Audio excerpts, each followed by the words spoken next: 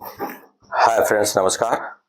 आज हम डिस्कस करेंगे class 10th chemistry chapter first chemical reaction and equations, use of decomposition reaction. CBSE board का है। आज हम डिस्कस करेंगे। इसके प्रीवियस वीडियो में मैं डिस्कस किया था what do you mean by decomposition reaction. इसमें क्या था कि कोई भी कंपाउंड होता है, केमिकल कंपाउंड होता है, तो उसको या तो हीट से या उसको इलेक्ट्रिक करंट पास करा करके या सनलाइट के प्रेजेंस में या यूवी के प्रेजेंट में, अल्ट्रावायलेट रे के प्रेजेंट में उसको जो हम डीकम्पोज करते हैं, उसके कंपोनेंट सब्सटेंस में ब्रेक करते हैं, तो क्या होता है? डीकम्पोजिशन रिएक्शन होता है। जो इलेक्ट्रिसिटी से होता है इलेक्ट्रोलाइटिक हो जाता है, जो लाइट से होता है उसको फोटो डीकम्पोजिशन रिएक्शन बोलते हैं। गेटिंग और जो हीट से होता है उसे थर्मल डीकम्पोजिशन रिएक्शन बोलते हैं। और दूसरी बात यह है, और कुछ इसमें यूवी है जो उससे क्या रिएक्ट करता है। अब हम डिस्कस करेंगे कि ये इसका यूज क्या है डीकम्पोजिशन रिएक्शन का। तो इसका यूज आपने देख ही चुके हैं कि हमारे बॉडी में भी होता है इसका यूज डीकम्पोजिशन रिएक्शन का। हमारे बॉडी में जब हम लोग फूड जो लेते हैं, स्पेशली जो कार्बोहाइड्रेट होता है, ये एक स्पेशल टाइप ऑफ कैटलिस्ट हमारे बॉडी में प्रेजेंट होते हैं, इसको बोलते हैं एंजाइम्स। उसके प्रेजेंस में डीकम्पोज होके ये जो हमारा कार्बोहाइड्रेट्स ग्लूकोज का फॉर्मेशन करता है, और जो प्रोटीन्स होता है वह in the presence of enzymes decompose होता है और क्या बनाता है? Amino acids. ओके। दूसरी बात यह है कि हम इलेक्ट्रिसिटी पास करा करके एल्युमिनियम ऑक्साइड को, ऑक्साइड से एल्युमिनियम को अलग करते हैं, और मोल्टन सोडियम ऑक्साइड को, सोडियम क्लोराइड को से सोडियम को अलग करते हैं। ये हमारे क्या है? इसके यूजेज हैं। कुछ ऐसे जो हमारे मेटल है जो हीट करके, जैसे आपका जिंक कार्बोनेट है, जब जिंक कार्बोनेट को हम हीट करते हैं तो जिंक ऑक्साइड और कार्बन डाइऑक्साइड में चेंज हो जाता है, और फिर जिंक ऑक्साइड से हम जिंक को क्या कर सकते हैं? अलग कर लेते हैं। तो इतने हमारे बहुत सारे यूजेज होते हैं इस डीकम्पोजिशन रिएक्शन का। तो आइए देखते हैं। फर्स्ट है with the help of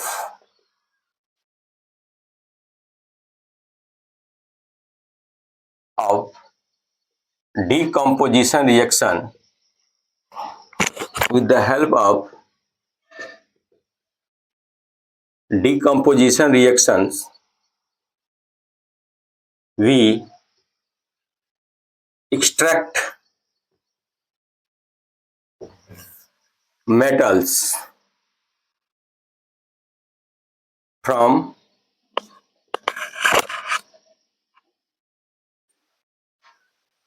compounds. For example, molten sodium chloride from molten NaCl we obtained sodium. जैसे NaCl, मोल्टेन NaCl मोल्टेन होगा, इसको मैंने इलेक्ट्रिसिटी पास कर दिया तो क्या हो गया मेरा? Na plus Cl2।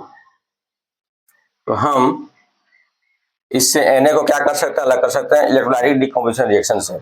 सेकेंड है एल्यूमिनियम ऑक्साइड को हम बहुत इजीली क्या कर सकते हैं? इसे पास कर सकते हैं। जैसे Al2O3 इलेक्ट्रिसिटी पास कराइए, वह हो जाएगा Al प्लस O2, अलग हो जाएगा। यह हो जाएगा मेरा Al प्लस O2 हो गया। यहाँ 2Al कर सकते हैं, तो 2Al कर देंगे तो यहाँ 3O2 हो जाएगा। 3 2 6, यहाँ 2 करना पड़ेगा तो यहाँ कर सकते हैं हम 4। डन। जो हम एल्यूमिनियम ऑक्साइड से हम क्या एक्सट्रैक्ट करते हैं? Aluminium by the passing the electricity. Here we can add aluminium oxide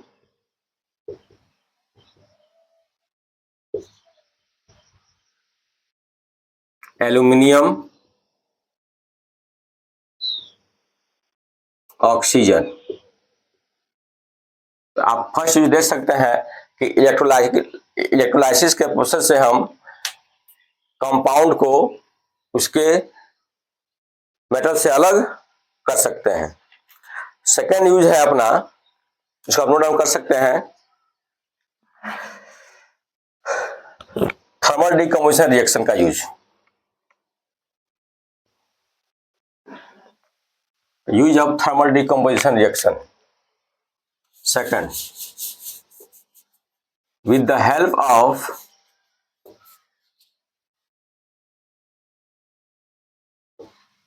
thermal decomposition reaction,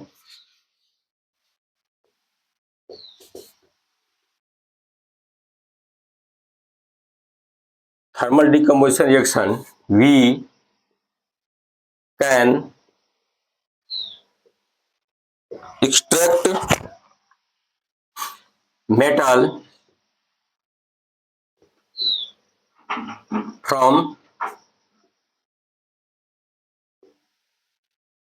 compounds. For example, zinc carbonate ZnCO3। तो जिंक कार्बोनेट को हम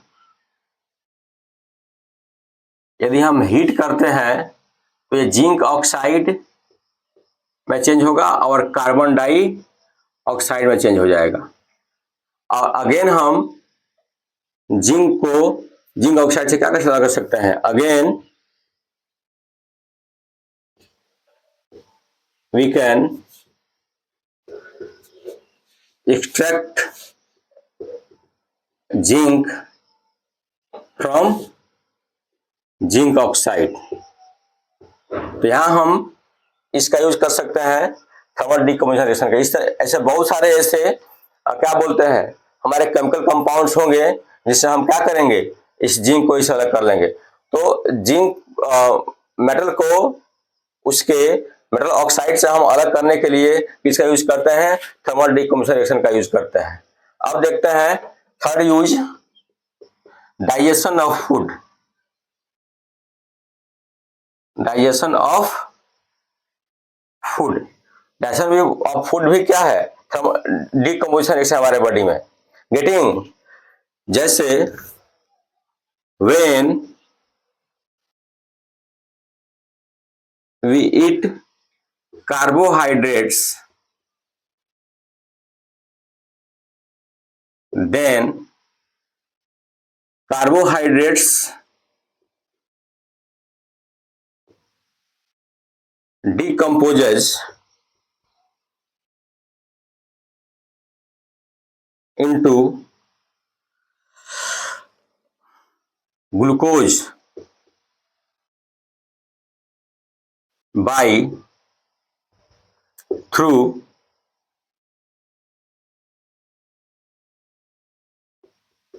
special types of catalyst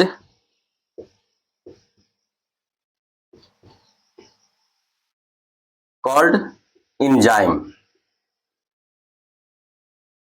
and proteins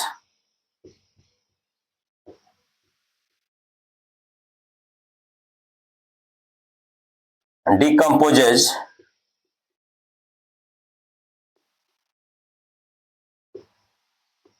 into amino acids,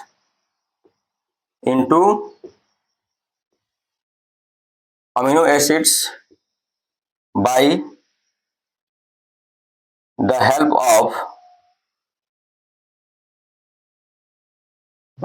of enzyme.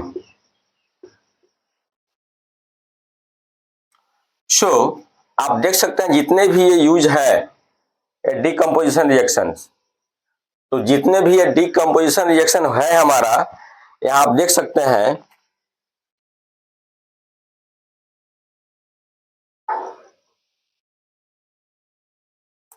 तो इसमें जितने भी reaction है इसमें सब में क्या है, हीट रिक्वायर्ड है, इलेक्ट्रिसिटी रिक्वायर्ड है और एनर्जी रिक्वायर्ड है।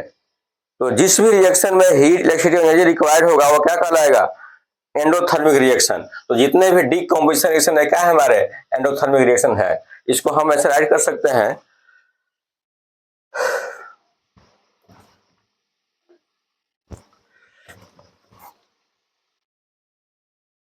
since all decomposition reaction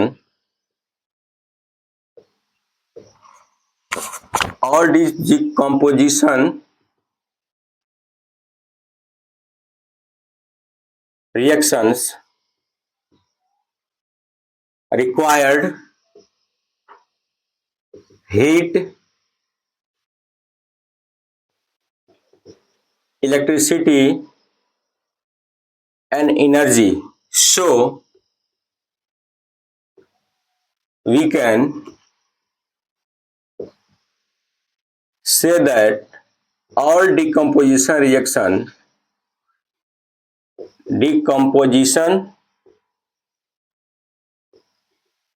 reactions are